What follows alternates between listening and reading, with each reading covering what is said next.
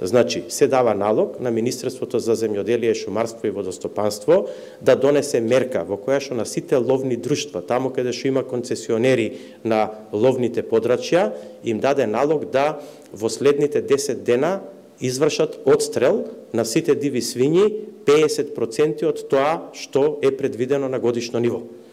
Доколку ловните друштва не успеат ова да го направат, во тој случај ќе примениме и порадикална мерка која што ќе објаснам покасно. Секој ловец кој што ќе отстрела дива свиња ќе добие награда од 1000 денара покрај нормално што може да ја користи, нели, да го користи дивечот кој што ќе го отстрела.